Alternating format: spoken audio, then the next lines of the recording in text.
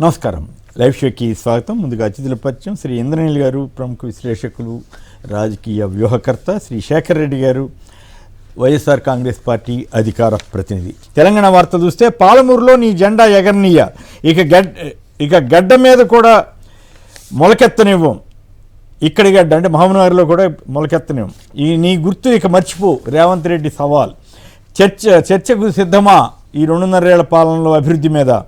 చర్చకు నేను ఓడితే అక్కడికక్కడే క్షమాపణ చెప్తా, లేదంటే మీరు ఫామ్ హౌస్కే పరిమితం కండి. ఇదేం సవాలు ఇంద్రనీల్ గారు? బాగుందా ఈ సవాలు? అసలు ఇట్లాంటి సవాళ్ళు అయ్యేవేనా సీఎం స్థాయిలోనే? అది అంటే ఇప్పుడు సవాల్ ఎలా ఉండాలి? ఇద్దరికి సమానంగా ఉండాలి పోటీ అనేది. అంటే ఇప్పుడు ఒకవేళ రేవంత్ రెడ్డి ఏమని అడిగారు, కేసీఆర్ కానీ ఓడిపోతే కేసీఆర్ రాజకీయాలకి స్వస్తి చెప్పాలనే కదా ఫామ్ హౌస్ పరిమితం ఉండమని అన్నారు. ఈయన కూడా అదే ఛాలెంజ్ యాక్సెప్ట్ చేయాలి కదా. అంటే ఒకవేళ నేను ఓడిపోతే అని. కాకపోతే ఇక్కడ సార్ ఈ ఛాలెంజ్కి అసలు రెఫరెండం ఎవరు ఉంటారు అంటే అసెంబ్లీ స్పీకర్ని పెడితే అసెంబ్లీ స్పీకర్ కూడా అధికార పక్షానికి అనుకూలంగానే ఉంటారు అనేది అందరికీ తెలిసిన వాస్తవం. లేదు రెండో ఆల్టర్నేటివ్ ఏంటి? మన మీడియా కూడా ఈ రోజున ఏమైపోతుందంటే పార్టీలకు అనుకూలంగా మారిపోతుంది. రిటైర్ చేసి పైగా అసెంబ్లీలో జరిగితే అది సాధ్యం కాదు కదా. ఇలాంటి వాళ్ళు ఏం ఖాళీగా ఉండారా అంటే ఏదన్నా ప్రయోజనాల రీత్యా అయితే వాళ్ళని రిటైర్డ్ జడ్జిలు వేయచ్చు కానివ్వండి. ప్రతి సవాళ్ళ కోసం కోర్టులను ఇన్వాల్వ్ చేయలేం కదా. సో అల్టిమేట్లీ ఎన్నికల ఫలితాలే రెఫరెండం. దీనికి రాబోయే ఎన్నికల ఫలితాలు రెఫరెండం అవుతాయి. అయితే ఈయన ఎక్కడైతే ఛాలెంజ్ చేశాడో అక్కడ ఈయన గెలిచిన తర్వాత కూడా బీఆర్ఎస్ గెలిచింది. ఎట్లా? ఎమ్మెల్సీ ఎలక్షన్ జరిగితే అంటే ఎమ్మెల్సీ ఎలక్షన్స్ అంటే స్థానిక సంస్థల ఎన్నికలు, అయినా కూడా వీళ్ళకి అధికారం ఉండా కూడా వాళ్ళు గెలిచారు. రాబోయే జీహెచ్ఎంసీ ఎలక్షన్లు దృష్టిలో పెట్టుకొని రాష్ట్రం అంతా కూడా సుపరిపాలన జరుగుతుంది, ఇచ్చిన హామీలన్నీ మేము నెరవేర్చుకున్నాము అని దీన్ని ఒక అటాకింగ్ మోడ్లో ప్రతిపక్షాన్ని అటాకింగ్ మోడ్లోకి వెళ్ళాలి అనే ఒక ధోరణిలో చెప్పినట్లుంది. కానీ అసలు ముందు ఆ సవాలే కరెక్ట్గా లేదంట నేను. రైట్. నిర్మాణ భారం కాంక్రీట్, నాన్ కాంక్రీట్ కేటగిరీలో నిర్మాణ విలువలు 20% పెంచారు. చదరపడుకు కనీసం 150 రూపాయలు పెంచిన ప్రభుత్వం పట్టణ ప్రాంతాల్లో ఆర్సీసీ నిర్మాణాలపై చదరపడుకు 250 రూపాయలు, గ్రామీణ ప్రాంతాల్లో 200 పెరుగుదల. ఇదంతా కూడా ఆస్తుల విలువలో పెంపులో భాగంగా ఇవి కూడా మార్చారు. దగా డిఎస్సిపై మెగా కవరింగ్. ఒక్క పోస్టుకు ఒక్కరినే ఎంపిక చేసి కాల్ లెటర్లు పంపిన ప్రభుత్వం. సర్టిఫికేట్లలో తప్పులుంటే రిజెక్ట్ లిస్టులో, అంతా బాగుంటేనే ఎంపిక లిస్టులో ఉండాలి. మరోవైపు ఎల్లో మీడియా ప్రత్యేకించి ఈనాడులో అయితే విపరీతంగా అధికారులంతా కూడా చాలా వాళ్ళని పిలిచి క్లారిటీ ఇచ్చారు. మొత్తం రిజర్వేషన్ల ఇష్యూని సరిగా అర్థం చేసుకోలేకపోయారని చెప్పారు. సో వాళ్ళదేమో కవరింగ్, ఇక్కడ సాక్షిలోనేమో మొత్తం డీటెయిల్గా ఎక్కడ అక్రమాలు జరిగాయి, ఎవరేమంటున్నారు అనే దాని మీద. సో ఈ కవరింగ్ వీటి బదులు అక్కడ దర్యాప్తు సంఘాన్ని పెట్టి ఒక జడ్జి వీటితో సంబంధం లేని వాళ్ళతో ఎవరితో దర్యాప్తు చేయించవచ్చు కదా ఇంద్రనీల్ గారు. మీరు కానీ ఈ ఉతంతమంతా నోటీస్ చేస్తే స్పోర్ట్స్ కోటాతో మొదలయ్యి హారిజాంటల్ రిజర్వేషన్ అవ్వచ్చు, లేదు జివో 77 రిలేటెడ్గా రిజర్వేషన్ ఎలా అప్లై చేశారనేది కానివ్వండి, మెరిట్ వాళ్ళకి రాలేదనేది కానివ్వండి, మెరిట్ లిస్ట్ ప్రకటించకపోవడం అవ్వచ్చు. ఇప్పుడు వీళ్ళు చెప్పినట్టు 30,000 మంది గ్రీవియన్స్ వస్తే అందరికీ మేము సాల్వ్ చేసామని చెప్తుండవచ్చు. లేదు సర్టిఫికేట్ వెరిఫికేషన్ కోసం వచ్చిన వాళ్ళకి కొన్ని తప్పులు ఉంటేనో సర్టిఫికేట్ వ్యాలిడ్గా లేకపోతే రిజెక్ట్ చేసామన్న లిస్టు ప్రకటించకపోవటం అవచ్చు. ఇలా ఎన్నో అనుమానాలుండి ఎంతోమంది కోర్టును ఆశ్రయించిన తర్వాత దీనికోసం ఒక సిట్నో ఒక సిబిఐ దర్యాప్తునో పారదర్శకంగా జరిగింది అనుకుంటే డెఫినెట్లీ ముందు పిలవచ్చు. మరొకటి మీరు నోటీస్ చేస్తే ఇది ఎక్కడి నుంచి ఎక్కడికి వెళ్తుంది అంటే ఫస్ట్లో ఏమన్నారు, డిఎస్సి నియామకాల గురించి మాట్లాడితే కేసులు పెడతాము అనే స్థాయి నుంచి ఈరోజు వివరణతో బతిమలాడుకునే స్థాయికి వచ్చారు. అంటే తప్పు ఎక్కడ జరిగిందనేది క్లియర్గా అర్థమైపోతుంది. అది నిన్న సాక్షిలో అనుకుంటూ వచ్చింది, బతిమలాడి డిఎస్సి అభ్యర్థుల్ని మెల్లగా బుజ్జగించండి అదేనని ముఖ్యమంత్రి గారు చెప్పారని కూడా వచ్చింది. రైట్. శేఖర్ గారు చెప్పండి, ఏమిటి డిఎస్సి పై మెగా కవరింగ్ అనేమో సాక్షిలో వచ్చింది. వాళ్ళేమో ఆఫీసర్స్ని పెట్టి చాలా కవర్ చేశారు. చాలా ఇబ్బంది.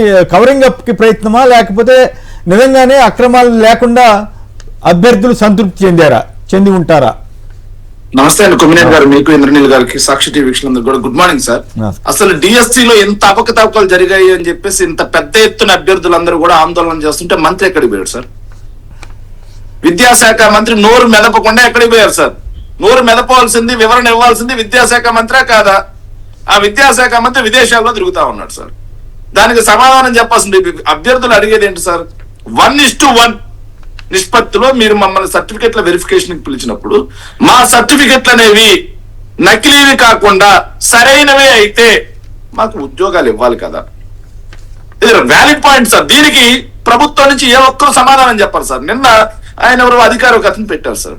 అధికారి పెట్టి మేము కాల్ లెటర్ లో మీ సర్టిఫికెట్ల వెరిఫికేషన్ అనే పిలిచాను తప్పిస్తే మీకు ఉద్యోగం కన్ఫర్మ్ అని చెప్పి మేము రాయలేదు కదా, నోట్ అని చెప్పి చూపిస్తా ఉన్నాడు సార్. అంటే అభ్యర్థులను కూడా ఎంతలా అవహేళన చేస్తున్నారంటే 1:1 నిష్పత్తి అంటేనే సర్టిఫికెట్లు వెరిఫై అయితే ఉద్యోగం ఇస్తామని సార్. దానికి కూడా ఒక్క భాష్యం. అభ్యర్థులు జగన్మోహన్ రెడ్డి 1:1 అంటే ఒక్కరిని పిలవటమే కదా, ఇద్దరు కాదు కదా. ఒక పోస్ట్ కి ఒక్కరిని పిలవడమే సార్ సర్టిఫికెట్ల వెరిఫికేషన్. ఒకవేళ వాళ్ళ సర్టిఫికెట్ అనేది సరైనవి కాకపోతే రిజెక్టెడ్ లిస్ట్ ఉండాలి. రిజెక్టెడ్ లిస్ట్ ఏది?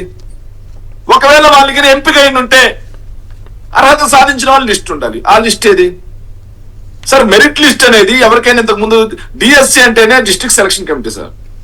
జిల్లా కలెక్టర్ల ఆఫీస్ లో ఆ మెరిట్ లిస్ట్ అనేది అభ్యర్థులు ఎవరైతే ఎంపికయ్యారో వాళ్ళ లిస్ట్ ఉంటుంది సార్. కానీ మొబైల్ కి అయితే SMS రావడం సార్.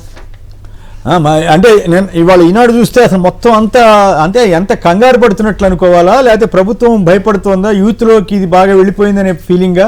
ఇక మొన్న రోజు ప్రెస్ కాన్ఫరెన్స్ పెట్టారు, ఇవాళైతే చాలా ప్రముఖంగా రకరకాల పేజీల్లో వార్తలు వేశారు ఎల్లో మీడియాలో. అంటే అంటే భయపడుతున్నట్లుగా ఒప్పుకున్నట్లేనా, దాన్ని కవర్ చేసుకునే ప్రయత్నం అనుకోవాలా? సార్, డిఎస్సి అక్రమాల మీద వైఎస్ఆర్ కాంగ్రెస్ పార్టీ ఏదైతే డిఎస్సి అభ్యర్థులను తీసుకుని ఆందోళనకు సిద్ధమైందో, కమిటీ వేయడం జరిగిందో, జగన్మోహన్ రెడ్డి గారు వెరీ సీరియస్ గా దీన్ని ఒక కమిటీ ఫామ్ చేసి వాళ్ళందరికీ కూడా న్యాయ సహాయం వైఎస్ఆర్ కాంగ్రెస్ పార్టీ నుంచే చేస్తాం, దీని మీద ఖచ్చితంగా పోరాటం చేద్దాం, ఒకవేళ పోరాటం అనేది ఫలితం కాకుండా మీకు న్యాయం జరగకపోతే నేను వచ్చిన తర్వాతైనా మీకు న్యాయం చేస్తాను అని చెప్పిన తర్వాత డిఎస్సి అభ్యర్థులు ఎవరైతే మోసపోయారో వాళ్ళందరూ కూడా వైఎస్ఆర్ కాంగ్రెస్ పార్టీని, జగన్మోహన్ రెడ్డి గారిని నమ్మడం జరిగింది. డిఎస్సి అభ్యర్థులు అందరూ కూడా ఈ ప్రభుత్వం మీద అరే నిర్వహించిందే ఒక డిఎస్సి, ఆ డిఎస్సి లో కూడా ఎంత నిస్సిగ్గుగా అవకతవకలుగా పాల్పడతారా అని చెప్పేసి వెళ్ళడంతో సార్ ఈ ప్రభుత్వం సమాధానం చెప్పాల్సినటువంటి 2 ప్రశ్నలు ఉన్నాయి సార్. ఒకటి 1:1 నిష్పత్తిలో ఒక పోస్ట్ ఒక్కరిని పిలిచినప్పుడు ఎందుకని చెప్పి వాళ్ళకి ఉద్యోగం ఇవ్వలేదు. Next point number 2, merit list లో ఎవరినైతే అభ్యర్థుల్ని ఎంపిక చేయాలో వాళ్ళని రిజర్వేషన్ లిస్ట్ లోకి ఎందుకు మార్చి వాళ్ళకి అన్యాయం చేశారు. హారిజంటల్ రిజర్వేషన్ అంటున్నారు. నిజంగా హారిజంటల్ రిజర్వేషన్ అనేది మీరు నిర్వహించుంటే మెరిట్ లిస్ట్ వాళ్ళని మెరిట్ లిస్ట్ లో, రిజర్వేషన్ వాళ్ళని రిజర్వేషన్ లో కదా భర్తీ చేయాలి, ఎందుకు భర్తీ చేయలేదు. పాయింట్ నెంబర్ 3, క్రీడా కోటాలో నేషనల్ గేమ్స్ లో గోల్డ్ మెడల్ వచ్చిన వాళ్ళకి ఇవ్వకుండా ఇంటర్ స్కూల్ ఇంటర్ కాలేజ్ ఏదైతే దాంట్లో పాల్గొన్న వాళ్ళకి ఎందుకు ఇచ్చారు. Point number 4, judo and soft ball కు సంబంధించి 38-39 మందిని వాళ్ళని ఎంపిక చేశారు కదా, వాటికి కోన రవికుమార్ గారు, అదేవిధంగా ఎంపీ భరత్ గారు చైర్మన్ గా ఉన్నారు. సో ఇవన్నీ అభ్యర్థులకి ఉన్నటువంటి అనుమానాలు. ఈ అభ్యర్థులకు ఉన్నటువంటి అనుమానాలు మీరు అక్కడ కూర్చోబెట్టి దారుణం ఏంటంటే తెలుగుదేశం పార్టీ ఫేక్ సోషల్ మీడియాలో అభ్యర్థులు ఫేక్ అని చెప్పి వాళ్ళ యొక్క వ్యక్తిత్వాన్ని కూడా హననం చేస్తున్నారు సార్. పాపం ఎవరైతే అయ్యా మాకు అన్యాయం జరిగింది అని గోడు వెళ్ళబోసుకున్నటువంటి అభ్యర్థుల్ని ఏం సార్ పాపం వాళ్ళు నిజంగానే మన కుటుంబంలో వ్యక్తులైతే వాళ్ళ అన్యాయం ప్రధానంగా పేద వర్గాల నుంచి వచ్చిన వాళ్ళు, పేద మధ్యతరగతి వాళ్ళని వాళ్ళకి దారుణమైన అంశం sir. Telugu Desam party social media ఆ అభ్యర్థుల యొక్క వ్యక్తిత్వ హననానికి పాల్పడుతూ వాళ్ళ మీద అటాక్ చేస్తా ఉంది సార్. దురదృష్టం కాదు, ఒకవేళ వాళ్ళు తప్పుంటే పలానా తప్పు అని సోషల్ మీడియాలో పెడితే అభ్యంతరం లేదు, కానీ ఈ రకంగా బురద వేయటం ఇదేం స్ట్రాటజీయో ఏం పాడో సమాజం మొత్తాన్ని కలుషితం చేసే పరిస్థితికి రాజకీయ పార్టీ తీసుకెళ్లకూడదు. దుర్మార్గం పాపం జగన్మోహన్ రెడ్డి గారి దగ్గరకు వచ్చి ఒక ఆవిడ ఆవేదన వెళ్ళకక్కుతూ గోడు వెళ్ళబోసుకుంటూ ఏడిస్తే ఆవిడ్ని పట్టుకొని మహానటి అని చెప్పేసి దుర్మార్గంగా పాపం ఇంత దుర్మార్గంగా తెలుగుదేశం పార్టీ వ్యక్తిత్వ హననానికి పాల్పడుతుందో. డిఎస్సి ఇప్పుడు మా మీదంటే సరే సార్ రాజకీయ ప్రత్యర్థులం చేస్తున్నారు, పడతాం, ప్రజల కోసం పడతాం, కానీ పాపం సార్ వాళ్ళు నష్టపోయినటువంటి అభ్యర్థులు వాళ్ళ మీద కూడా వ్యక్తిత్వ హననం ఏంటి సార్? దుర్మార్గం కదా ఇది. దీని మీద చంద్రబాబు నాయుడు గారు సోషల్ సైకోల్ అంటే వాళ్ళు కదా, వాళ్ళ మీద కదా కేసులు పెట్టాలి, వాళ్ళని కదా నిజంగా. చూసాం కదా ఇందాక జనసేనకు సంబంధించిన వాళ్ళు, ఇక్కడ తెలంగాణకు సంబంధించిన వాళ్ళు, ఆ పృథ్వీరాజ్ ఆయన చెప్తున్నాడు కదా, ఆడవాళ్ళని చాలా గట్టిగా వ్యతిరేకించిన ఆడవాళ్ళ మీద అసహ్యంగా పోస్టులు పెట్టారని ఆయన చాలా బాధపడతా మాట్లాడారు. చదవలేము సార్. అట్లాంటి చేయకూడదు. ఇప్పుడు చంద్రబాబు గారు కానీ, పవన్ కళ్యాణ్ గారు కానీ, జగన్ గారు కానీ, 3 పార్టీలు లేదు ఇక్కడ వాళ్ళు కానీ అట్లాంటివి జరగకుండా చేయగలగాలి తప్ప అట్లాంటివి చేస్తే ఏమవుతుంది, మొత్తం సమాజమే నాశనం అవుతుంది. ఏం చేస్తాం. రైట్. భూ కబ్జా కుట్ర కేసులో బ్రహ్మనాయుడు అరెస్టు. ఓకే, అయితే బొల్లా బ్రహ్మనాయుడు అరెస్టు దుర్మార్గం. తప్పు చేసింది ఒకరైతే శిక్ష మరొకరిక. భూ లావాదేవీల్లో ఆయన ప్రమేయం లేకపోయినా కక్ష సాధింపు, అగ్రిమెంట్లో పేరు లేకపోయినా నిరాధార ఆరోపణలు, ఫిర్యాదు చేసిన వారినే నిందితులుగా మార్చేశారు వైసీపీ నేతలు మండిపాటు. నిజంగానే తెలంగాణ పోలీసులు చాలా యాక్టివ్గా ఈ కేసులో అయితే ఉన్నారు. ఇదంతా కలిపి ఎంత 12 కోట్లు సమకూర్చారంట. ఆయన ఎవరికి పెట్టుబడి ఎవరికో వాళ్ళ తెలిసిన వాళ్ళకి డబ్బులు ఇచ్చాడు. మరి ఆయన సంబంధం ఉందా లేదా అనే దానికి మనం చెప్పలేం. సరే, అరెస్ట్ చేశారు. అన్ని కేసుల్లో ఇట్లాగే ఉంటే మెచ్చుకోవాల్సింది. అసలు ఈ కేసులో చూడండి, ఫస్ట్ ఆఫ్ ఆల్ వీళ్ళు జీవోని బేస్ చేసి కానివ్వండి, లేదు అంటే ఆ ల్యాండ్ను కొనొచ్చు అనే ఒక నిర్ధారణకు వచ్చి కొనటం జరిగింది. జరిగిన తర్వాత ఇది ప్రభుత్వ భూమా కాదా అనే అనుమానాలు, కొన్ని డౌట్లు వచ్చిన తర్వాత వీళ్ళు వెళ్ళి కంప్లైంట్ చేసిన దానికి మళ్ళీ వీళ్ళనే ముద్దాయిలు చేశారు. ఇప్పుడు అంటే ఏపీ స్టైల్ ఇక్కడ కూడా వచ్చింది. ఇక్కడ బెటర్ గా ఉంటారు. ఇక్కడ ఇంకోటి గుర్తుపెట్టుకోవాలి మీరు. ఒక పక్కనేమో కోడి చెరువు దగ్గర 10 ఎకరాల గురించి పవన్ కళ్యాణ్ ఆక్రమించారు అని ఎంటైర్ తెలంగాణ సమాజము, జర్నలిస్టులు అందరూ వెళ్ళి చూపించి, మరి మ్యాప్ చూపించి, నిజాలు చూపించి ఆడ పోరాడుతుంటే ఆ కేసు గురించి కనీసం ఊసెత్తరు. అలాగే డ్రగ్స్ కేసులో టీడీపీ ఎంపీ డైరెక్ట్గా పాజిటివ్ వచ్చినా కూడా అతన్ని స్టేషన్ బెయిల్ ఇచ్చి వదిలేస్తారు. అంటే తెలంగాణ సమాజం కోసమో, తెలంగాణ ప్రజల కోసమో తెలంగాణ ప్రభుత్వం పనిచేస్తున్నట్టయితే కనబడట్లేదు. ఇక్కడ ఉన్న ప్రభుత్వం కూడా ఏపీ ప్రభుత్వం కోసము, ఫ్రెండ్షిప్ కోసం పనిచేస్తున్నట్లే. అంటే అక్కడ ప్రత్యర్థి అయిన వైసీపీ వాళ్ళదేమో ఇది కూడా ఎంక్వైరీ చేసి మీరు కావాలంటే అది కోర్టు త్రూ తేల్చుకోవాల్సిన విషయం, లీగల్, ఇది సివిల్ మ్యాటర్ కదా. అలాంటి దాంట్లో ఆయన పేరు ఎక్కడ అగ్రిమెంట్లో లేదు. ఇప్పుడు ఆయన దగ్గర డబ్బులు ఉన్నాయి, వేరే వాళ్ళు ఏదో హెల్ప్ అడిగారు, రిజిస్ట్రేషన్కి అడిగారు, డబ్బులు సాయం చేస్తారు కదా వడ్డీకో ఏదో విధంగా. ఈయన్ని ముద్దాయిం చేసేసి, ఎందుకంటే వైఎస్ఆర్సీపీ నాయకుడు కాబట్టి ముద్దాయిం చేసేసి అరెస్ట్ చేసేశారు.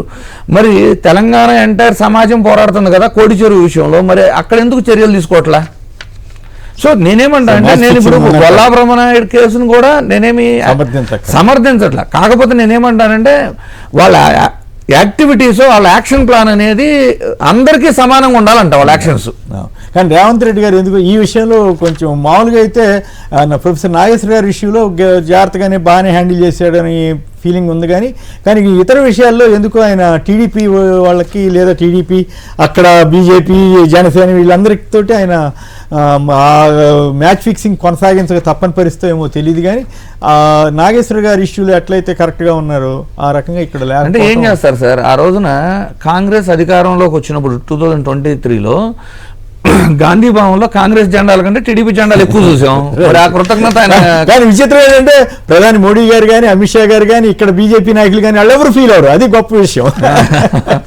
రైట్. శేఖర్ గారు మీరేమంటారు బ్రహ్మనాయుడు గారి అరెస్ట్ విషయంలో? సార్, బొల్లా బ్రహ్మనాయుడు గారు రాంబాబు గారు వాళ్ళు అయితే ఖండించారు గట్టిగానే. సార్, బొల్లా బ్రహ్మనాయుడు గారు నిందితులు కాదు సార్, బాధితులు. ఎందుకంటే బొల్లా బ్రహ్మనాయుడు గారి యొక్క బంధువు అయినటువంటి బొల్లా రమేష్ బెంగళూరు కేంద్రంగా వ్యాపారాలు చేస్తూ ఉంటాడు సార్.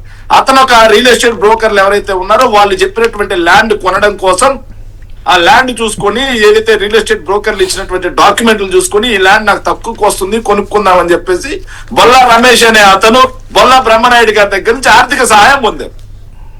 ఆర్థిక సహాయం పొందిన దానికి గాను సార్, ఇక్కడ ఏమన్నా మీరు ఇక్కడే ఉంటారు కదా, నాకు సంబంధించిన వ్యాపార లావాదేవీలు కూడా కొంచెం ఏమన్నా ఉంటే 1-2 చూడండి అది ఇది అని చెప్పి వాళ్ళ బంధుత్వంతో చెప్పారు సార్.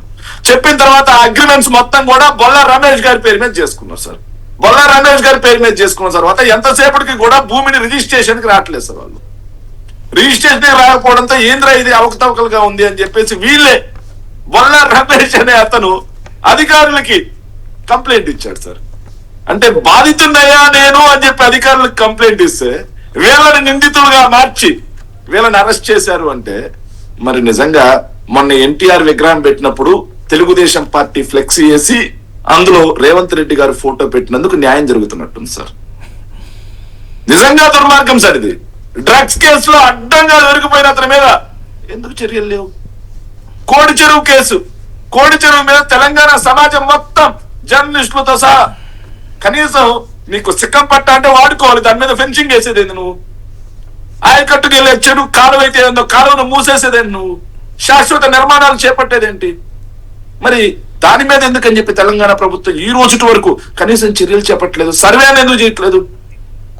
అదేవిధంగా జమ్మలమడుగు ఎమ్మెల్యే ఆదినారాయణ రెడ్డి గారి తనయుడు, ఇది రెండోసారో మూడోసారో డ్రగ్స్ దొరుకుతాం, ఆయన మీద కేసు పెట్టి లోపలేయాల్సింది పోయి ఎందుకని చెప్పి రీహాబ్కి పంపించారు. పెళ్లి కొడుకుని అత్తగారింటికి పంపించారు సార్. ఇంత దుర్మార్గంగా, సో తెలంగాణలో కూడా ఇంత దుర్మార్గంగా ఆంధ్రప్రదేశ్ పాత వాసనలు ఇంకా రేవంత్ రెడ్డి గారికి పోయినట్లు లేవు సార్. లేకపోతే బాధితుల్ని నిందితులుగా చేర్చి వాళ్ళ వ్యక్తిత్వ హననం, మళ్ళీ ఈనాడు ఆంధ్రజ్యోతులు అయితే బొల్ల బ్రహ్మనాయుడు గారు దాదాపుగా 1000 కోట్ల రూపాయల ఆస్తిని నకిలీ జీవోలు సృష్టించి దోచేసుకోవడానికి సిద్ధపడిపోయాడని చెప్పి రాస్తారు సార్. ఒక వ్యక్తి మీద ఒక పద్ధతి ప్రకారం వైఎస్ఆర్ కాంగ్రెస్ పార్టీలో ప్రజా నాయకుడు అయితే చాలు సార్, వాళ్ళ మీద ఎలా తప్పుడు కేసులు గురి చేయాలి, వాళ్ళ బాధితులైనా సరే వాళ్ళ వ్యక్తిత్వ హననాన్ని పేపర్లలో హెడ్లైన్లు రాసి వాళ్ళ వ్యక్తిత్వ హననాన్ని నాశనం చేసేయాలి. ఇది ఈ రోజు ఇరు తెలుగు రాష్ట్రాల్లో నడుస్తున్నటువంటి వైనం సార్. రైట్. తారాస్థాయికి బాబు ప్రచార యావ, సోషల్ మీడియా ప్రచారానికి భారీ వ్యయం.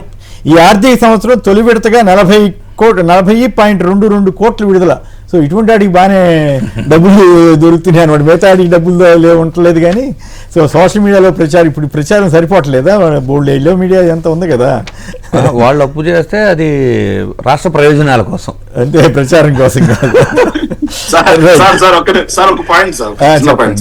సో ఏదైతే సోషల్ మీడియాకి 40 కోట్లే కాకుండా యోగాంధ్ర పేరుతో మరో 10 కోట్లు. 10 కోట్లు అంటే కేంద్రసారి 300 కోట్ల కంటే 10 కోట్లు బెటరే కదబ్బా. అప్పుడు మోడీ గారు వచ్చారు కాబట్టి 300 కోట్లు సార్. ఇప్పుడు ఇక్కడే కాదు సార్, విశాఖపట్నం కేంద్రం కాదు సార్. సార్ దుర్మార్గం ఏంటంటే ఈ ప్రచారానికి 40 కోట్లు ఉంటాయి, దీనికి 10 కోట్లు ఉంటాయి, వాళ్ళ యొక్క తిరుగుళ్ళకి అన్నిటికీ ఉంటాయి సార్. సార్ ఈ రోజు రాష్ట్రంలో పాపం సార్, ఈ రోజు ఆ విద్యా సంవత్సరం అయిపోయింది సార్, మళ్ళీ విద్యా సంవత్సరం స్టార్ట్ అయింది సార్. ఫీజు రియంబర్స్మెంట్ బకాయిలు చెల్లించక చాలా మంది పేద విద్యార్థులు సార్, మొన్న నేను మా ఊరు వెళ్తే సార్, నిజంగా ఉదయగిరి వెళ్తే నేను చాలా మంది పిల్లలు నాతో నేరుగా చెప్పారు సార్, అన్న ఏందన్నా ఇది ఇంత దుర్మార్గంగా సర్టిఫికేట్లు ఇవ్వట్లేదంట సార్. గవర్నమెంట్ వాళ్ళ మీడియా కూడా ఎందుకో రాసింది, మరి ఏ ఉద్దేశంతో రాసిందో కానీ కరెక్ట్ గానే రాసింది ఆ విషయం. పైగా బకాయిలని ఈ రోజు ఫీజు రియంబర్స్మెంట్ బాధితుల గోడి వింటే సార్ హృదయ విదారకరంగా ఉంది సార్. వాటికి ఇవ్వడానికి ప్రభుత్వం దగ్గర డబ్బులు లేవండి సార్. 3,50,000 కోట్లు అప్పు చేశారు సార్. కానీ యోగాంధ్ర, రామోజీరావు గారు వర్ధంతి ఇట్లాంటి వాటికి మాత్రం డబ్బులు అద్భుతంగా దొరుకుతా ఉన్నాయి సార్. అమరావతి ఆవకాయ, మళ్ళీ అమరావతి ఆవకాయ, రైట్, ఇలాంటి వాటికి డబ్బులు దొరుకుతున్నాయి కానీ పాపం ఫీజులకి డబ్బులు లేవు సార్. రైట్. 4 సీట్లు టీడీపీ ఖాతాలోకే. జనసేన అభ్యర్థిగా చంద్రబాబు బినామీ లింగంనేని. టీడీపీ సొంత మనిషికి రాజ్యసభ సీటు ఇచ్చిన పవన్ కళ్యాణ్. సరే, వీళ్ళు భాష్యం రామకృష్ణ ఇంకెవరి పేర్లు టీడీపీ కూడా పరిశీలన చేస్తుందని, పరిశీలన కాదు, భాష్యం రామకృష్ణ అని ఇంకో పేరు ఏది, ఇద్దరికి ఖరారు చేశారు, సానా సతీష్. మూడో ఇంకోటేమో వరలరామయ్య లేదా చింతకాయల విజయ్ అన్న ఆయనకి ఇవ్వాలనే ఆలోచన జరుగుతుందని అంటున్నారు. ఈ రాజ్యసభ సీట్ల ఎంపిక గురించి మీకు ఏమనిపిస్తూ ఉంది sir? Basically as a political analyst చెప్పాలంటే రాజ్యసభ సీటు అనేది నమ్మకంగా ఎవరు ఉంటారు, పార్టీ విధానానికి లోబడి అక్కడ ఓటింగ్లో కానివ్వండి, లేదు వాయిస్ని పెంచడంలో కానీ ఎవరైతే సమర్థవంతంగా అండ్ లాయల్టీతో ఉంటారో వాళ్ళకి ఇచ్చుకోవటం అనేది పరిపాటి, అందులో నో డౌట్ అనేది. ఇందులో క్యాస్ట్ ఈక్వేషన్స్ చూసి ఇవ్వటము అవన్నీ కాకపోతే నవ్వేడేస్ ఏమైందంటే అందరూ ప్రాధాన్యత కోరుకుంటున్నారు కాబట్టి ఇవ్వాల్సి వస్తుంది. కానీ ఇప్పుడు కంపారిటివ్లీ ఇప్పుడు ఎవరికైతే రాజ్యసభలు ఇస్తున్నారో వరలరామయ్య గారి కంటే వాళ్ళంతా అర్హుల టీడీపీ పార్టీకి. ఆయన చేసిన అంటే వాళ్ళ అబ్బాయి ఎమ్మెల్యే అయ్యాడు కదా అంటున్నారు. ఎమ్మెల్యే అయితే అంటే ఇప్పుడు ముఖ్యమంత్రి అయినంత మాత్రాన్ని కొడుకుని మంత్రిని చేసుకోలేదా, లేదంటే బాలకృష్ణ ఎమ్మెల్యే అవ్వలేదా, బాలకృష్ణ అల్లుడు ఇంకో అల్లుడిని ఎంపీ చేయలేదా, విజయ్కి ఇస్తా ఉంటున్నారు స్పీకర్ గారు, ఆయన కూడా ఉన్నాడు కదా. వాళ్ళిద్దరి మధ్య పోటీ ఉందంట. భాష్యం రామకృష్ణ ఆయనకి ఏ ప్రాతిపదికన ఇచ్చారు, లింగంనేని రమేష్ గారికి అంటే ఇక్కడ పార్టీ పార్టీకి ఆర్థికంగా అండదండలు ఇచ్చే వాళ్ళకి ఫస్ట్ రాజ్యసభలు ఇవ్వటం అనేది అదే స్థాయి, అదే కాదు. భాష్యం రామకృష్ణ గారికి ఆ ప్రామిస్ చేసి ఉండారు అనేది వాళ్ళ పేపర్లో రాశారు. అంటే ఆర్థికంగాను అన్ని రకాలుగాను పార్టీ అధికారంలో లేనప్పుడు పార్టీలు అనుకుంటా కదా.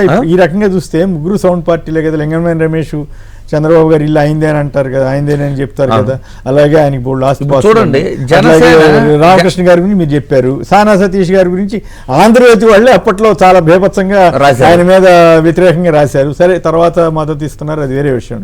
సో ముగ్గురు ఇటువంటి ప్రముఖులకే ఇచ్చినట్లు అనుకోవాలా? ప్రముఖులని కాదు, పార్టీకి ఫండ్ ఇవ్వగలిగి ఆర్థికంగా నిలబడగలిగిన ఇచ్చారు సార్ వాళ్ళకి.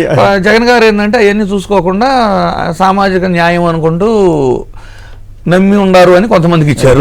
బాబురావు గారికి, మోదీదేవ్ గారికి, పిల్లి సుభాష్ చంద్రబాబు గారికి కావచ్చు, చాలా మందికి ఇచ్చి ఉండాలి. ఇక్కడ కూడా ఇండస్ట్రియలిస్టులకు ఇచ్చారు. మన మత్వాని, తర్వాత ఇంకో ఆయన ఎవరు, మన అయోధ్య రామిరెడ్డి గారు. అయితే ఇక్కడ ఒకటి గుర్తుపెట్టుకోండి, అసలు జనసేన తరపున రాజ్యసభకి లింగమనేని గారికి ఇచ్చారు కదా, 2024 ఎన్నికలకు ముందు మాత్రమే జనసేన సభ్యత్వం తీసుకున్నారు ఆయన. జనసేనలో చేరి అప్పటి నుంచే ప్రారంభం ఆయన. అంటే టీడీపీకి జనసేనకి పొత్తు కార్యక్రమం వ్యవహారంలో కీలకంగా వ్యవహరించారు. సో అంతకంటే అర్హులు ఎవరు లేరా జనసేనలో? జనసేన పార్టీ స్థాపించి 12-13 సంవత్సరాలు అయిపోతుంటే ఈ 12 సంవత్సరాల్లో మొదటి నుంచి నమ్మకస్తులో లేదు తనకు ఉపయోగపడే వాళ్ళు ఎవరు కనపడలేదా అంటే ఇది మనం ప్రశ్నించేది కదా సార్. జనసేనలో తీవ్రమైన అసహనం పెరిగిపోయి వాళ్ళు దీని దృష్టిలో ఉంచుకునేనేమో పవన్ కళ్యాణ్ గారు ఈ మధ్య కులాల గురించి మాట్లాడతారా, కాపులు ఇదంటారా అదంటారా అని, అంటే ఇది ఇచ్చే ముందు కొంచెం గ్రౌండ్ ప్రిపేర్ చేసినట్టు చాలా క్లియర్ కనబడుతుంది. శేఖర్ గారు చెప్పండి, మీ విశ్లేషణ ఏమిటి? సార్, మంగళగిరి హైవేలో 440 రూపాయలు స్క్వేర్ ఫీట్ కి ఇచ్చిన వాళ్ళకి రాజ్యసభ ఇవ్వకపోతే ఎట్ట సార్? మంగళగిరి హైవే ఎవరికి ఇచ్చారు? మంగళగిరి హైవేలో పార్టీ ఆఫీస్ నిర్మాణం కోసం, జనసేన పార్టీ ఆఫీస్ నిర్మాణం కోసం 440 రూపాయలు, 450 రూపాయలు సార్, కరెక్ట్ గా ఫిగర్ అయితే 400 చిల్లరే. సో స్క్వేర్ ఫీట్ కి భూమి ఇచ్చిన వాళ్ళకి రాజ్యసభ ఇవ్వకపోతే ఎట్లా సార్? చంద్రబాబు నాయుడు గారికి, జనసేన పార్టీకి, చంద్రబాబు నాయుడు గారికి, పవన్ కళ్యాణ్ కి మధ్యలో వారధిగా ఉన్న వ్యక్తికి రాజ్యసభ ఇవ్వకపోతే ఎట్లా సార్? చంద్రబాబు నాయుడు గారు ఉంటున్నటువంటి అక్రమ నివాసాన్ని ఉచితంగా చంద్రబాబు నాయుడు గారికి ఇచ్చిన వ్యక్తికి రాజ్యసభ ఇవ్వకపోతే ఎట్లా సార్? రాజ్యసభ అంటే డబ్బులే ప్రామాణికం అయిపోయింది సార్ ఈ రోజు. సార్, ఇంతకుముందు వరలరామయ్య గురించి మాట్లాడుతున్నారు సార్. ఎవరైనా ఆస్పైరింగ్ ఎమ్మెల్యే ఉంటారు, ఆస్పైరింగ్ ఎంపీ ఉంటారు సార్. పాపం ఆయన ఎన్నో సంవత్సరాలుగా ఆస్పైరింగ్ గవర్నర్ గా ఉన్నారు సార్. నేను గవర్నర్కి వెళ్ళాలని చంద్రబాబు నాయుడు గారిని ఎన్నో రోజుల నుంచి ఉన్నటువంటి వ్యక్తి సార్. ఈ రోజు చింతకాయలు విజయ్ గారికి ఇస్తే వరలరామయ్య గారికి గవర్నర్ గా ఏమన్నా మళ్ళీ హామీ ఇవ్వబోతున్నారా? వరలరామయ్య గారికి మళ్ళీ ఏమన్నా గవర్నర్ గా హామీ ఇవ్వబోతున్నారా? ఇంకా సానా సతీష్ గురించి, ఆయన యొక్క వ్యక్తిత్వం, ఆయన వ్యాపారాల గురించి ఆంధ్రజ్యోతి పేపరే అద్భుతంగా రాసింది సార్. మేము మాట్లాడాల్సినటువంటి అవసరం లేదు. సో మేము వైఎస్ఆర్ కాంగ్రెస్ పార్టీ అధికారంలో ఉన్నప్పుడు ఒక బీసీ సంఘానికి చెందినటువంటి నాయకులకు ఇచ్చాం, ఉద్యమకారులకు ఇచ్చాం. ఇంకోవైపు చూసుకుంటే ఇంకోవైపు ఒక ఎస్సీ సామాజిక వర్గానికి చెందిన వాళ్ళకి ఇచ్చాం. ఇంకోవైపు ఎలాంటి ఆర్థిక లావాదేవీలు లేకుండా పార్టీకి లాయలిస్టులుగా ఉన్నటువంటి వ్యక్తులను తీసుకెళ్లి రాజ్యసభ పెద్ద సభలో కూర్చోబెట్టాం సార్. Majority of people. కానీ ఈ రోజు వీళ్ళు రాజ్యసభ సీట్లు ఏం జరుగుతా ఉందనేది రాష్ట్ర ప్రజలు గమనిస్తున్నారు సార్. ఏదైతే మన ఇంద్రనీల్ గారు చెప్పినట్టు జనసేన వాళ్ళైతే నిన్నటి నుంచి సోషల్ మీడియా వేదికగా సో ఇంతకు మించిన లాయలిస్ట్ ఎవరూ లేరా, ఇంతకు మించి పనిచేసిన వ్యక్తి జనసేనలో ఎవరూ లేరా, లింగమనేని గారు అనే వ్యక్తికి ఇస్తే తెలుగుదేశం పార్టీ నుంచి ఇచ్చుకుంటే బాగుండేది కదా. జనసేన పార్టీ నుంచి కూడా లింగమనేని గారు జనసేన సభ్యత్వం తీసుకున్న తర్వాత తెలుగుదేశం వైపు నుంచి ఎట్లా ఇస్తారు అంటే చంద్రబాబు గారిలో ఒక టాక్టిక్ ఒకటి ఉంటుంది. తన మనుషుల్ని కూడా ఇతర పార్టీలోకి అయితే బీజేపీ లేదా జనసేన ఇటువంటి వాటికి పంపి టికెట్లు ఇప్పించగలరు. ఎన్నికలకు ముందు జనసేన వాళ్ళు 2024 ఎన్నికలకు ముందు తెలుగుదేశం పార్టీ వాళ్ళని జనసేన పార్టీలోకి పంపించి జనసేన పార్టీలో సీట్లు ఇప్పించి గెలిపించుకున్నారు సార్. అంటే ఇక్కడ సార్ యాజ్ ఇట్ ఈజ్ అదే మోడా సాపర్ అంటే ఇక్కడ నడిచిందని జనసేన సైనికులు ఎవరైతే ఉన్నారో వాళ్ళు వాపోతా ఉన్నారు. సీనియర్ పాత్రికేయులు కేబీజీ తిలక్ గారు లైన్ లో ఉన్నారు. తిలక్ గారు నమస్కారం, మాట్లాడండి. నమస్కారం కేసీఆర్ గారు. ఏం లేదు సార్, ఒక క్వశ్చన్ చెప్తాను. బొమ్మ బ్రహ్మనాయుడు గారి అరెస్ట్ గురించి ప్లీజ్ ప్రస్తావనకు వచ్చినప్పుడు సరే ఆయన తప్పు చేసి ఉంటే అరెస్ట్ చేయొచ్చు. ఇక్కడ బేసిక్ గా ఆయన తప్పు చేశాడు లేదనేది ఎఫ్ఐఆర్ లో రాసినప్పుడు ఆయన పేరు అసలు అగ్రిమెంట్ లో ఉందా లేదా అదొక పాయింట్. రెండోది ఏంటంటే ఈ రాష్ట్రంలో విశాఖపట్నంలో చంద్రబాబు నాయుడు గారి కొడుకు తోడలోకి భూమి ఆక్రమిస్తే 5,000 కోట్ల రూపాయల భూమి, మరి ఆయన మీద అరెస్ట్ చేయలేదు అంటే అట్లా కాదుగా. అదేమో ఏపీ ప్రభుత్వం, ఇక్కడేమో తెలంగాణ ప్రభుత్వం కదా, దానికి అదే ఏదైనా కానీ ఇప్పుడు వీళ్ళ కోఆపరేషన్ లేకుండా జరగదు కదా ఒకటి. రెండోది పోలే అట్లా అనుకుంటే ఏపీ ప్రభుత్వం అనుకుంటే మీకు గుర్తుంటుంది వసంత కృష్ణప్రసాద్ గారు తెలుగుదేశం ఎమ్మెల్యే హైదరాబాద్ లో ఆక్రమించారు, పూజ చేశారని చెప్పి వార్తలు వచ్చినాయి. అప్పుడు వచ్చింది కదా. మరి ఎందుకు చేయలేదు? అవును. సో మొత్తం మీద కాంగ్రెస్ తెలుగుదేశం మ్యాచ్ ఫిక్సింగ్ బాగానే సాగుతుంది అనేది మీ అభిప్రాయం, అంతే కదా? అంతే కదా, అదే కదా. ఇంకొక విషయం చెప్తానండి, ఇంకొక విషయం. ఇప్పుడు ఈయన లింగంనేని రమేష్ గారికి రాజ్యసభ ఇచ్చారు. ఆ విషయంలో ఒక మాట చెప్తానండి. ఇప్పుడు పార్టీ ఏది, డబ్బులు ఉన్నాయా లేవా, ఏ పార్టీ వాడు 21 మంది జనసేన వాళ్ళు గెలిచారని వాళ్ళు చెప్పుకోవచ్చు, 10 మంది తెలుగుదేశం వాళ్ళందరూ. ఇప్పుడు ఇక్కడికి వచ్చేప్పటికి జనసేన ఈ రాజ్యసభ టికెట్ వచ్చేప్పటికి నేనేమంటానంటే కృష్ణాలు మొన్న ఆయన ఎన్విరాన్మెంట్ గురించి పెద్ద ఉపన్యాసాలు చెప్పారు వీళ్ళిద్దరు, పవన్ కళ్యాణ్ గారు, ముఖ్యమంత్రి గారు. ఈ కృష్ణానదిలో గెస్ట్ హౌస్ కడితే అది పర్యావరణానికి వ్యతిరేకం అనుకోవడం, ఆయనకి టికెట్ ఇస్తారు. పవన్ కళ్యాణ్ గారేమో కృష్ణానదిలో గెస్ట్ హౌస్ కట్టిన టికెట్ ఇస్తాడు. కాదుగా పవన్ కళ్యాణ్ కాదు మీరు ఇందాక మనం అడ్వైజర్ పదవి ఇస్తాడు. తిలక్ గారు ఇందాక పవన్ కళ్యాణ్ గారు 2019కి ముందు అనుకుంటా ఆయన చేసిన ఉపన్యాసం వీడియో ఒకటి వేశాం. పర్యావరణానికి విధ్వంసం చేస్తున్నారు అమరావతిలో, దీని మీద నేను ఇంటిని ముట్టడిస్తాను, చంద్రబాబు గారి ఇంటిని ముట్టడిస్తానని చెప్పి అనేక అంశాలు ఆయన మాట్లాడారు పవన్ కళ్యాణ్ గారు. అప్పుడు రాంగ్ అన్నారు, ఇప్పుడు రైట్ అంటున్నారు. దానికి మనం ఏం చేస్తాం? ఇప్పుడు సోషల్ ఇంజనీరింగ్ చెబుతున్నాడు. సోషల్ ఇంజనీరింగ్ అది రాజ్యసభ గురించి కాదు, పర్యావరణం మీద. ఇప్పుడు మొన్న ఒక రోజు అన్నారు కదా అమరావతి ఇప్పుడు ముందుకెళ్లాల్సిందే అని అన్నారు కదా, పర్యావరణ విధ్వంసం ఎందుకని అంటలేదు ఆయన. అది ఇప్పటికి కూడా ఎన్విరాన్మెంట్ కి సంబంధించి అమరావతికి సంబంధించి 96 కండిషన్లు తెలుగుదేశం వాళ్ళే ఎన్జిటి వాళ్ళకి ఇచ్చారు. అవును, ఆ 96 వైలేట్ చేస్తున్నారు. కరెక్ట్. చూద్దాం మరి ఏం చేద్దాం. Right, thank you. పెరగనున్న చెత్త భారం, నిర్వహణ ఖర్చులు కూడా ప్రజల నుండే. ఫీజులు నిర్ధారించేందుకు ప్రత్యేక కమిటీలు. ఎంత ఎక్కువ భారం వేస్తే అంత ఎక్కువగా కేంద్ర ప్రోత్సాహకాలు. జీవోలో పేర్కొన్న రాష్ట్ర ప్రభుత్వం. అసలు చెత్త వేయడానికి వీల్లేదన్నారు కదా మీరు. ఆ ఎంటైర్ న్యూస్ కానీ మనం ఫాలో అయితే సార్, ఆ జీవోలో మెన్షన్ చేసింది ఏంటంటే ప్రజెంట్ ఈ చెత్త నిర్వహణ భారం పెరిగిపోయింది కాబట్టి ఆ భారాన్ని ఏ విధంగా వసూలు చేయాలి అనేది ఒక రెడీ చేయమన్నారు. అంటే చేయబోతున్నారు అనేది చాలా క్లియర్గా జీవో ఇచ్చారు. రెండోది ఏమి ఇచ్చారు ఇందులో కూడానంట ఈ పీపీపీ మోడల్ లాగా ప్రైవేట్ వ్యక్తులకు ఏదైతే ఈ చెత్త సేకరణ వర్కులు ఎవరైతే చేస్తారో వాళ్ళకి ప్రోత్సాహకాలు, వాళ్ళకి ట్యాక్స్ ఎక్సెప్షన్స్, అంటే ఇక వాళ్ళకు కూడా దోషిపెట్టడం. ఇప్పుడు దేశం అంతా చేస్తున్న వర్క్ లో కూడా అడిషనల్ గా వీళ్ళకి ఆంధ్రప్రదేశ్ విషయం వచ్చేసరికి రాయితీలు ఇవ్వడానికి డిజైన్ చేస్తున్న ప్రోగ్రామ్. కానీ అది రాష్ట్ర చెత్త డబ్బు పోగు చేయడానికి 100 రూపాయలు కూడా తీసుకోవడానికి వీల్లేదన్నారు కదా. తాగునీటికి డబ్బులు వసూలు చేస్తారు. 50 రూపాయల దగ్గరే అసలు 50 రూపాయలు. ఒకటి సార్, ఇక్కడ ప్రజలు ఆలోచించుకోవాల్సింది ఏంటి అంటే చెత్త పన్ను అనేది ముందు పట్టణ ప్రాంతాల్లో పన్ను అనేది వీళ్ళు పెట్టారు, యూజర్ ఛార్జెస్ అంటే. నేనేమంటాను అంటే ఒక సిస్టమ్ మంచిది. ఎందుకు అంటే అది సేకరించి దాన్ని సెగ్రిగేట్ చేసి అదంతా చేయడానికి కొంచెం అడిషనల్ కాస్ట్ అవుతున్నప్పుడు తప్పో రైటో పక్కన పెడితే ప్రజలు కూడా అలవాటు పడిపోయారు.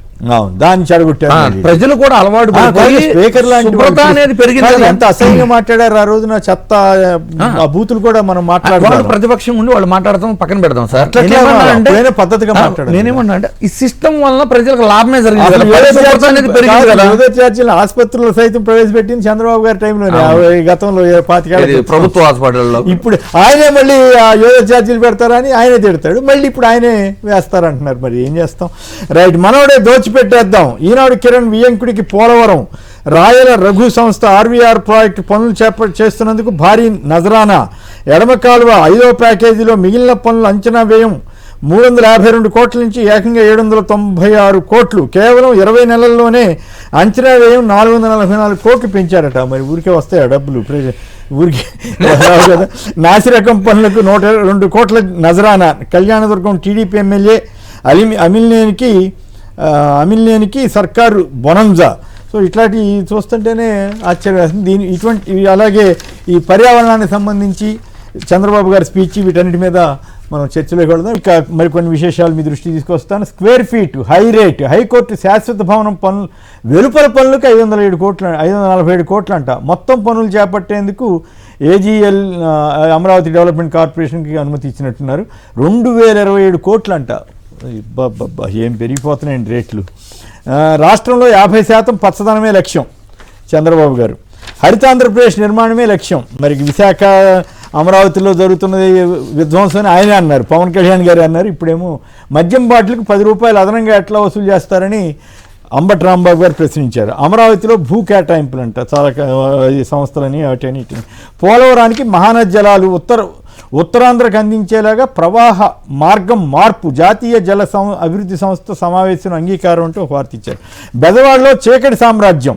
సోషల్ మీడియా వేదికగా ఓ ఎంపీపై మాజీ ఎంపీ కేసినేని నాని ఫైర్. బెజవాడ ప్రజలను భయాందోళనకు గురి చేస్తున్నారంటూ పోస్ట్. నిజంగానే విజయవాడలో ఆ పరిస్థితి ఏర్పడిందా? ఎక్కడ ఉంది సార్, ఎక్కడ ఉంది చెప్పండి. ఇప్పుడు అధికారంలో ఉన్న వాళ్ళం కాదని ఒకప్పుడు ఎంపీలు విధ్వంసాలు లేదంటే అరాచకాలు చేసే పరిస్థితి ఉందంటారా? వీళ్ళు కేసినేని నాని గారు ఆరోపిస్తున్నారు బెజవాడలో చీకటి సామ్రాజ్యం. అమ్మో IVRS వణికిపోతున్న పంచాయతీ కార్యదర్శులు సచివాలయ ఉద్యోగులు. IVRSలో నెగిటివ్ వస్తే బూస్టింగ్ అనంట. ఇది ఎక్కడ న్యాయం అండి చంద్రబాబు గారు? మరి ఇది పద్ధతి కాదేమో. అప్పుల సృష్టే చంద్రబాబు ప్రభుత్వ ధ్యేయం. CPI జాతీయ కార్యదర్శి రామకృష్ణ. రాజేష్ ఎక్స్పోర్ట్స్ బరితెగింపు. 1000 కోట్ల టర్నోవర్, 7 కోట్ల జీతాలు. 10 ఏళ్లుగా మాయాజాలం. రెగ్యులేటరీ సంస్థల తీవ్ర నిర్లక్ష్యం. ఎట్టకేలకు మేలుకున్న సెబీ 15 లక్షల కోట్ల ఎక్స్పోర్ట్ చేశామని చెప్పి పెద్ద స్కామ్ లాగా ఉంది. మరి ఈ మోడీ గారి గవర్నమెంట్ హయాంలో వాళ్ళు గుజరాతీ మూలాలు ఉన్న కర్ణాటక బెంగళూరు అయినట్ట. మరి ఇటువంటి వాటి మీద కేంద్రం కూడా స్పందించాల్సిన అవసరం ఉంది. ఏపీ అభివృద్ధిలో భాగస్వాములు కండి. స్మాల్ మాడ్యులర్ రియాక్టర్లు ఏర్పాటు చేయండి అని రష్యా పర్యటనలో మంత్రి లోకేష్. అమరావతికి 30 ఏళ్ల లీజు PPP విధానంలో ఇవ్వాలని నిర్ణయం. నరసరావుపేటలో సవాల్ ఉద్రిక్తం. ఎమ్మెల్యే అరవింద్ బాబు, మాజీ ఎమ్మెల్యే శ్రీనివాసరెడ్డి హౌస్ అరెస్ట్. సవాల్ విసిరిందేమో అరవింద్ బాబు అయితే అలా ఈయన రావడానికి బయలుదేరంగానే ఆయన హౌస్ అరెస్ట్ చేశారు. తర్వాత వైఎస్ జగన్ తీర ప్రాంతంలో పోర్టులు, ఫిషింగ్ హార్బర్లు నిర్మించి విశాఖను పరిపాలనా రాజధానిగా ప్రకటించి రిషికొండపై పర్యాటక భవనాలు నిర్మిస్తే అది విధ్వంసం. బాబు తీర ప్రాంతంలో బికినీ ఉత్సవాలు, బార్లు నిర్వహిస్తే అది విజన్. అంతేనా చదువుకున్న అంటూ ఒక వ్యాఖ్య చేశారు శ్రీనివాస్ ఉత్తరాంధ్ర గారు ఉన్నారు ఆయన. రైట్. పర్యావరణాన్ని కాపాడుకోవాలి, మొక్కలు నాటడమే కాదు వాటిని సొంత బిడ్డలా కాపాడుకోవాలని పవన్ కళ్యాణ్ గారు అన్నారంట. రాజధాని కోసం 1000 ఎకరాల పంట భూములను, పచ్చని ప్రాంతాన్ని నాశనం చేస్తే పర్యావరణానికి తీవ్ర విఘాతం కలుగుతుందని గతంలో మీరు అన్నారు. దీనిపై ఇప్పుడు మీ అభిప్రాయాన్ని మార్చుకున్నారని సోషల్ మీడియాలో ప్రశ్నిస్తున్నారు. ఈయన రఘురామకృష్ణరాజుపై జడశ్రావణ్ ఫైర్ అంట. మరి నిజమో ఏందో ఇది 113 చర్చను తొలగించాలని ఈయన లేఖ రాశారని ఈయన ఆరోపిస్తున్నాడు. అది నిజమో కాదో తెలియదు కానీ దీని మీద ఏలూరులో 28న సభ పెడతానని ఆయన జడశ్రావణ్ ప్రకటించారు. ఇక ముందుగా శేఖర్ గారు చెప్పండి, ఈనాడు కిరణ్ వియ్యంకుడికి పోలవరం ప్రాజెక్ట్ కాలువని అది దాదాపు రెట్టింపు వేయడానికి ఇచ్చారట. ఏమిటి దాంట్లో వాస్తవం ఎంత, అవాస్తవం ఎంత, ఏం జరుగుతోంది? శేఖర్ సార్ రెట్టింపు కాదు సార్, 3 అంతలు ఇచ్చారు సార్. ఇది వియ్యంకుల వారి పోలవరం అయిపోయింది సార్. ఇది అప్పట్లో నవయుగాకి ఇచ్చినటువంటి పరిస్థితి మనం అందరం కూడా గమనించాం సార్, ఎంతలా దోచిపెట్టాడని. తర్వాత సార్ ఇది ఎంత దుర్మార్గం అంటే 2016లో ప్యాకేజ్ ఏదైతే ఎడమ కాలువ 5A ప్యాకేజీల కింద 142.88 కోట్ల రూపాయలు విలువ చేసేటువంటి పనులు నామినేషన్ పద్ధతిలో యనమల రామకృష్ణుడు గారి బియ్యంకుడైనటువంటి పుట్టా సుధాకర్ యాదవ్ కి అప్పట్లో 2016లో అప్పచెప్పారు సార్. అప్పచెప్పిన తర్వాత 2024 నాటికి ఈ 5A ప్యాకేజీల్లో మిగిలిపోయిన పనులు 81.63 కోట్ల రూపాయలు సార్. ఏదైతే 142 కోట్లలో 81.63 కోట్ల రూపాయలు మిగిలిపోతే 2024 సెప్టెంబర్లో దాన్ని 352.60 కోట్ల రూపాయలకు పెంచుతూ ఉత్తర్వులు ఇచ్చారు సార్. ఆ ఉత్తర్వులు కూడా ఎలా ఇచ్చారంటే సార్, అంచనా వ్యయం 270.97 కోట్ల రూపాయలకి పెంచుతూ టెండర్లకు పిలిస్తే టెండర్లలో 4.68% ఎక్స్ట్రా చేసి ఆర్వీఆర్ రాయల్ రఘుకు చెందినటువంటి ఈనాడు కిరణ్ కి చెందినటువంటి వియ్యంకుడైనటువంటి ఆర్వీఆర్ ప్రాజెక్ట్స్ కి మొత్తంగా 307.41 కోట్ల రూపాయలకి కట్టబెట్టారు సార్. దీని గురించి అప్పట్లోనే జలవనరుల శాఖలో సంబంధించినటువంటి అధికారులు గాని, ఏదైతే కాంట్రాక్టర్లు గాని, మీడియా వాళ్ళు గాని, ఇంజనీర్లు గాని మొత్తం విస్మయం చెందారు సార్. ఈయన ఇంత ఎక్సెస్ రేట్ ఇచ్చారని. అది చాలా సార్ దోచిపెట్టడానికి. అది సరిపోక ఏం చేశారంటే 352.60 కోట్ల నుంచి 796.65 కోట్లకు సార్. అంటే దాదాపుగా 20 నెలల్లోనే అంటే ముందు పెంచింది కాకుండా ఈ 20 నెలల్లోనే 444.05 కోట్ల రూపాయలు పెంచేశారు సార్. సో ఇది దోపిడీ కాదా? 81 కోట్ల రూపాయల నుంచి సార్ 81.63 కోట్ల రూపాయల నుంచి నేరుగా 796 కోట్ల రూపాయలకు పెంచారంటే ఎంత పెంచినట్టు సార్ ఇది? అంటే 335 కోట్లు అనేది ఇచ్చారు కదబ్బా, మళ్ళీ మీరు 86 అంటే విడతల వారీగా సార్. అంటే ఏదైతే అమరావతి భవనాలకి విడతల వారీగా పెంచుకుంటూ పోతున్నారు కదా సార్, మిగిలిపోయిన పనులు 81.63 కోట్ల రూపాయలు అయితే దాన్ని 307.41 కోట్లకి 20 నెలల క్రితం ఇచ్చారు సార్, 2024 సెప్టెంబర్లో. అంటే ఇప్పుడు దీన్ని బట్టి మీరు చెప్పేదాని ప్రకారం ఈనాడు తెలుగుదేశం బంధం ఫెవికాల్ బంధంగా మారిపోయింది అనుకోవాలా ఈనాడు వాళ్ళకి? మరి ఈనాడు వాళ్ళకి డైరెక్ట్ గా సంబంధం ఉన్నట్ట లేనట్లా? ఈనాడు కిరణ్ వియంకుడు రాసిన కాదు నా డౌట్, ఈనాడు కిరణ్ గారు వియంకుడు అయితే అయినంత మాత్రం ఈనాడు వాళ్ళకి సంబంధం ఉన్నట్లు అనుకోవాలా, లేదా అంటే వీళ్ళు విపరీతమైన ప్రచారం చేస్తున్నారు కాబట్టి ఆ అనుమానం వచ్చే అవకాశం ఉంటుందా? సార్ ఈనాడు అని అతను చంద్రబాబు నాయుడు గారు ఏది మాట్లాడినా సరే దాన్ని రైట్ అని చెప్పి టిక్ మార్క్ కొడుతున్నాడు కదా సార్. సో ఎవరు ఏం చేసినా దాన్ని రాంగ్ అని చెప్పి ఇంటూ మార్క్ కొడుతున్నాడు కదా. మరి టిక్ మార్క్ కొట్టే అతను నిజంగా పత్రికా విలువలు ఉంటే 81.63 కోట్ల రూపాయల పన్నులు మిగిలిపోయి ఉంటే వాటిని నేరుగా దుర్మార్గంగా 796.65 కోట్లకి దాదాపుగా 710 కోట్ల రూపాయలు అదనంగా ప్రభుత్వం కేటాయిస్తా ఉంటే ఈనాడు కిరణ్ కి సంబంధం లేకపోతే ఎందుకు ఈనాడు పత్రికలో రాయలేదు? బియ్యంకుల వారికి పోలవరం కట్టబెట్టకపోతే ఎందుకని చెప్పి పోలవరం పేరుతో విచ్చలవిడి దోపిడి అని చెప్పి బ్యానర్ హెడ్డింగ్ వేయలేదు సార్. బ్యానర్ హెడ్డింగ్ ఎందుకు వేయలేదు? కాదు అక్రమాల గురించి రాయకపోయారు. ఇప్పుడు అసలు అవన్నీ కరెక్ట్ అని చెప్పి ప్రచారం చేసే పరిస్థితికి ఈనాడు వెళ్ళిపోయింది. ఒకప్పుడు రామోజీ గారు ఏం చెప్పారంటే ఒకవేళ అది కుంభకోణం అనే అనుమానం వస్తే ఖచ్చితంగా రాయండి అని చెప్పేవాళ్ళు. వాళ్ళ వర్షం కూడా తీసుకుని రాయండి, ప్రభుత్వంగా అయితే ప్రభుత్వం, వ్యక్తులైతే వ్యక్తులు అనేవాళ్ళు. ఇప్పుడు అసలు ఏమీ లేదు, మొత్తం అడ్డగోలుగా అక్రమమైనా సరే మనకు నచ్చిన వాళ్ళదైతే సపోర్ట్ చేయటం, అక్రమం కాకపోయినా కూడా తనకు నచ్చిన వాళ్ళది కాకపోతే వ్యతిరేకంగా రాయటం, ఆ పరిస్థితికి దిగజారిపోయారు. ఏం చేస్తాం?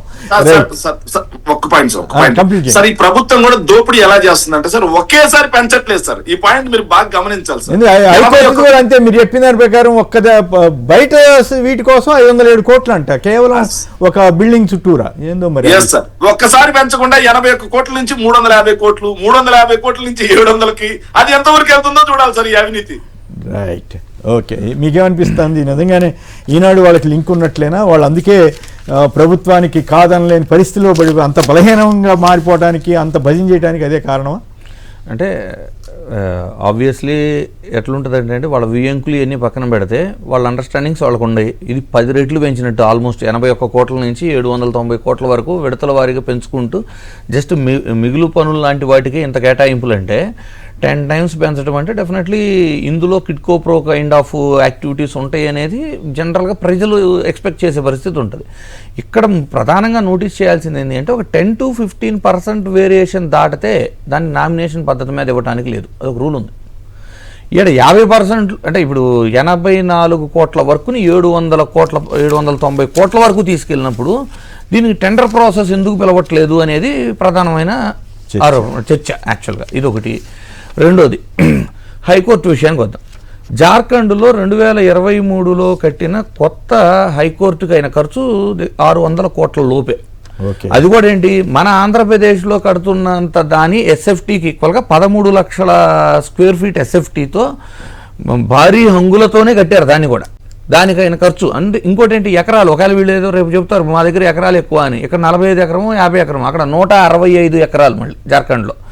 అసలు మన దేశ సుప్రీంకోర్టు ఉంది 17 ఎకరాల్లోనే. కాకపోతే ఇప్పుడు కొత్తగా కట్టబోయే ప్రతి హైకోర్టు కూడా 100 ఎకరం నుంచి 200 కడుతున్నారు. ఎందుకంటే పార్కింగ్ గురించి కానివ్వండి, లాయర్ల ఛాంబర్లు అవ్వచ్చు, అన్ని విలాసవంతంగా కావాల్సినవన్నీ సెట్ చేస్తున్నారు.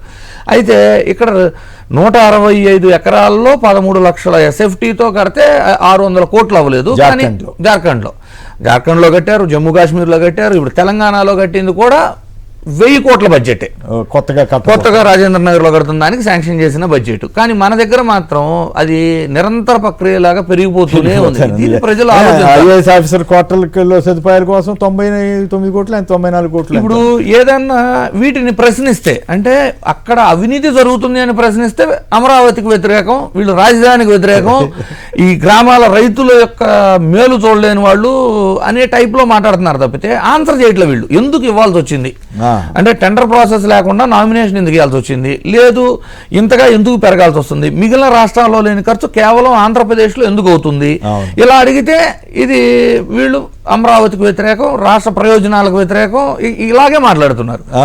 కాదుగా అమరావతి పర్యావరణ విధ్వంసాన్ని పవన్ కళ్యాణ్ గారు నిన్న చంద్రబాబు గారేమో 50% పర్యావరణం తీసుకొస్తారంట, పవన్ కళ్యాణ్ గారేమో హరితాంధ్రప్రదేశ్ లక్ష్యం అన్నారు. మరి ఇప్పుడు విశాఖలో జరుగుతుంది ఏంటి, అమరావతిలో జరుగుతున్నది ఏంటి సార్? 1,00,000 ఎకరాలు సరే ఫస్ట్ ఫేజ్ తీసుకున్నా కూడా 3 పంటలు పండే వ్యవసాయ భూములను విధ్వంసం చేసి పర్యావరణాన్ని నాశనం చేసి ఈరోజు పర్యావరణ దినోత్సవం రోజు సైకిల్ దొక్కితే సరిపోద్దా సార్?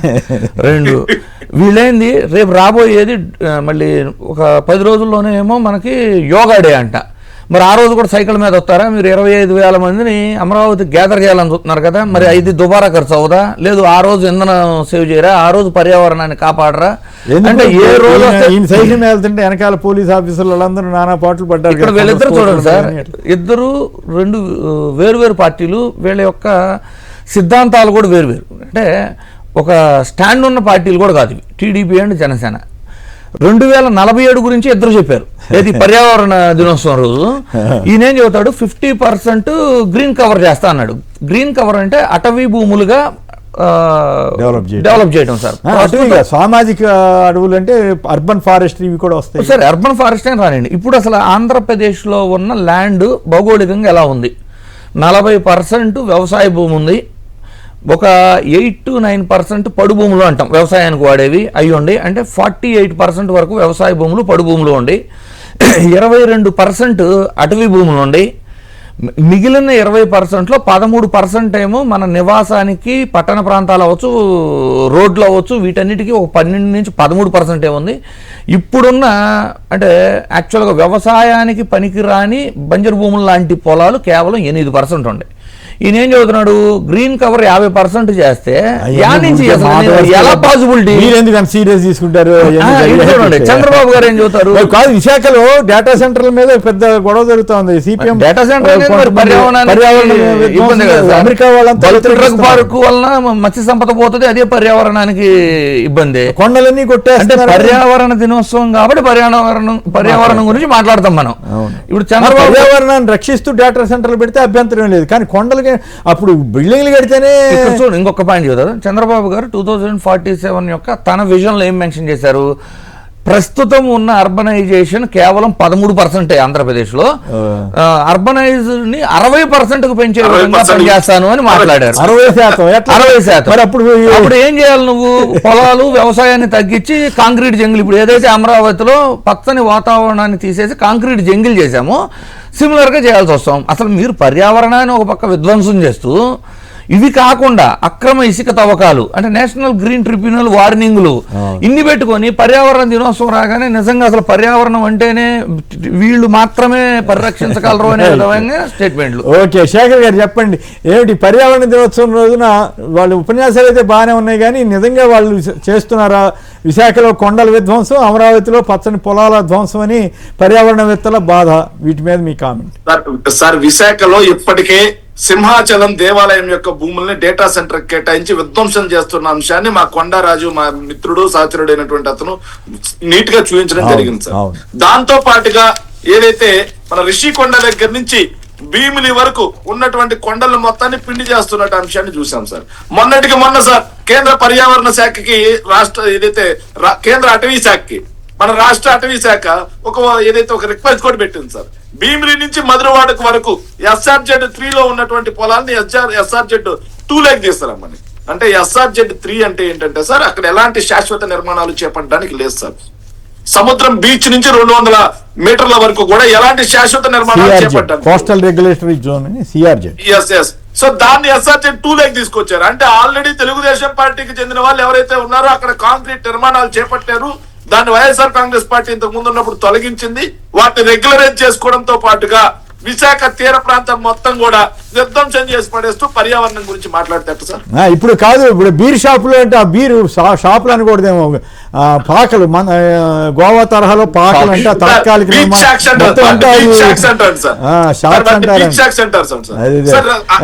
నాకేమనిపిస్తుంది అంటే సారా గుడిసెలాగా పాకలు. సార్ అయ్యన్న పాత్రుడు గారు ఒక మాట ఉన్నారు సార్, పర్యావరణం ఇక్కడికి వచ్చేవాడు ఏంటి టీ తాగడానికి వస్తాడా, బీర్ తాగడానికి వస్తాడు కదా. మరి సార్ థాయిలాండ్ వెళ్ళేవాడు ఎందుకు వెళ్తాడు సార్, అవి కూడా తెచ్చిపెట్టమన్నాడు సార్. మరి చిచి అట్లా వద్దులే. దుర్మార్గంగా ఒక రాజ్యాంగబద్ధ పదవిలో ఉన్నటువంటి వ్యక్తులుండి రాష్ట్రంలో జగన్మోహన్ రెడ్డి గారు పోర్టులు, ఫిషింగ్ హార్బర్లు, ఫిష్ ల్యాండింగ్ సెంటర్లు అంటూ సముద్ర తీర ప్రాంతాన్ని మొత్తాన్ని రాష్ట్రానికి ఆదాయ వనరుగా మార్చి భవిష్యత్తు తరాలకు ఉద్యోగాలు ఇచ్చే విధంగా అడుగులు వేస్తే వీళ్ళు మాత్రం బీర్లు ఏదైతే బీచ్ లో కూర్చొని చేతిలో బీర్ తాగండి, మందు తాగండి, వెచ్చలవిడిగా చిత్తేయండి, ఇదా సార్ యువతకు నేర్పించేది? కాదు, అప్పుడు ఇంకా పర్యావరణం విధ్వంసం అవుద్ది కదా. బీర్ షాపులు పెడితే అంత చెత్త చెదారం అంతా రావటం, తాగుబోతులు మయమైపోతాయి, మామూలు ఫ్యామిలీస్. ఇప్పుడు గోవాలో పరిస్థితి వేరు, అక్కడ సంస్కృతి వేరు, ఇక్కడ ఎట్లా చేస్తారో అర్థం కాదు. పర్యావరణ విధ్వంసం ఒక్కటే కాదు సార్, సామాజిక విధ్వంసం అవుతుంది సార్. కరెక్ట్, సామాజిక విధ్వంసం. అక్కడికి వెళ్ళినటువంటి ఫ్యామిలీస్ కి రక్షణ ఎవరు ఇస్తారు సార్? చాలా ఇప్పుడు మామూలుగా వీళ్ళు అవి పెట్టకపోయినా షాక్స్ ఇట్లాంటి గుడి మద్యం పాకలు వేయకపోయినా కూడా జనం వేల మంది వెళ్తుంటారు కదా రోజు, కొత్తగా ఏమి చెప్పక్కర్లేదు కదా. సార్ విశాఖలో ఋషికొండ బీచ్ గానీ, విశాఖలో ఏదైతే భీములి బీచ్ గానీ, ఆర్కే బీచ్ గానీ సెలవు దినాల్లో ఒకసారి వెళ్ళి చూడమని సార్. జనాలు ఉంటారు, నేను చూసాం కదా, జనాలు ఎంతమంది ఉంటారు. ఇప్పుడు కొత్తగా వీళ్ళు తీసుకొచ్చి పెట్టి ఇంతకు ముందు బికినీ ఫెస్టివల్ అన్నారు సార్ 2019 రాష్ట్ర వ్యాప్తంగా అప్పలరాజు గారు చూపించారు ఆ ప్రేమోత్సవం. సార్ రాష్ట్ర వ్యాప్తంగా ప్రతి అంటే బెల్ట్ షాపు లేని గ్రామమో వార్డో ఒక వీధో లేదు, మిగిలిపోయింది కేవలం బీచ్లని గుర్తించినట్లుంటారు. అందువల్ల బెల్ట్ షాపులు పెట్టలేం కాబట్టి బీచ్ షాప్స్ కాదు. మేమంతా కూడా ఆ రోజుల్లో మద్య నిషేధం కోసం మా వంతు కృషి మేము చేసేవాళ్ళం ఈనాళ్ళు పనిచేసినప్పుడు అనమాట.